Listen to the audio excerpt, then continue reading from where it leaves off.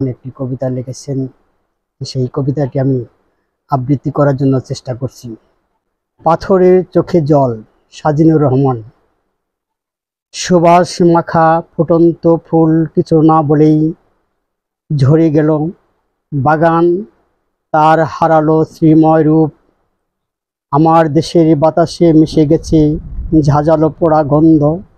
ফুলগুলো ঝরে যাওয়ার কালবৈশাখীর ঝড় নেমে আসে।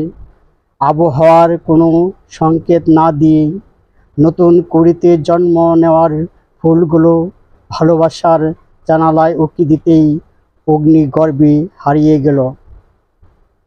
এই হঠাৎ প্রক্রিয়ায় থেমে গেছে আমার দেশের সকল গতিপথ।